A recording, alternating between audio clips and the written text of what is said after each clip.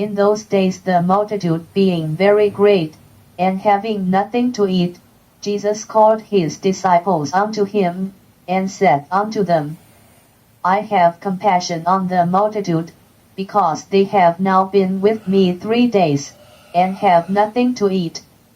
And if I send them away fasting to their own houses, they will faint by the way, for divers of them came from far.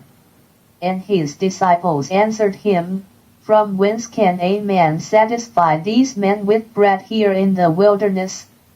And he asked them, How many loaves have ye? And they said, 7. And he commanded the people to sit down on the ground, and he took the 7 loaves, and gave thanks, and brake, and gave to his disciples to set before them, and they did set them before the people. And they had a few small fishes, and he blessed, and commanded to set them also before them. So they did eat, and were filled, and they took up of the broken meat that was left 7 baskets. And they that had eaten were about 4,000, and he sent them away. And straightway he entered into a ship with his disciples, and came into the parts of Dalmanutha. And the Pharisees came forth, and began to question with him, seeking of him a sign from heaven, tempting him. And he sighed deeply in his spirit, and said, Why doth this generation seek after a sign? Verily I say unto you, there shall no sign be given unto this generation. And he left them, and entering into the ship again departed to the other side. Now the disciples had forgotten to take bread, neither had they in the ship with them more than 1 loaf. And he charged them, saying, Take heed, beware of the leaven of the Pharisees, and of the leaven of Herod. And they reasoned among themselves, saying, It is because we have no bread. And when Jesus knew it, he said unto them, Why reason ye, because ye have no bread? Perceive ye not yet, neither understand? Have ye your heart yet hardened? Having eyes, see ye not? And having ears, hear ye not? And do ye not remember?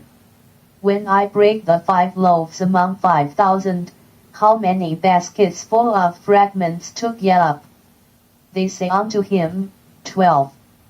And when the 7 among 4,000, how many baskets full of fragments took ye up?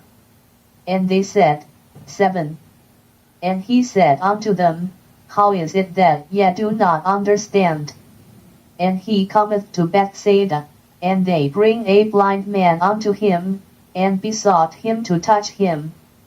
And he took the blind man by the hand, and led him out of the town, and when he had spit on his eyes, and put his hands upon him, he asked him if he saw aught.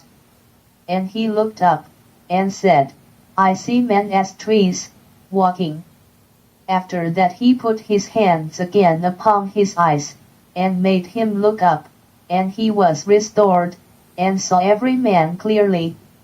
And he sent him away to his house, saying, Neither go into the town, nor tell it to any in the town. And Jesus went out, and his disciples, into the towns of Caesarea Philippi, and by the way he asked his disciples, saying unto them, Whom do men say that I am? And they answered, John the Baptist, but some say, Elias, and others, one of the prophets. And he said unto them, But whom say ye that I am? And Peter answered and said unto him, Thou art the Christ. And he charged them that they should tell no man of him. And he began to teach them, that the Son of Man must suffer many things, and be rejected of the elders, and of the chief priests, and scribes, and be killed, and after 3 days rise again. And he spake that saying openly. And Peter took him, and began to rebuke him. But when he had turned about and looked on his disciples, he rebuked Peter, saying, Get thee behind me, Satan, for thou savorest not the things that be of God, but the things that be of men. And when he had called the people unto him with his disciples also, he said unto them, Whosoever will come after me, let him deny himself, and take up his cross, and follow me. For whosoever will save his life shall lose it, but whosoever shall lose his life for my sake and the gospel's, the same shall save it. For what shall it profit a man, if he shall gain the whole world, and lose his own soul? Or what shall a man give in exchange for his soul? Whosoever therefore shall be ashamed of me and of my words in this adulterous and sinful generation, of him also shall the Son of Man be ashamed, when he cometh in the glory of his Father with the holy angels.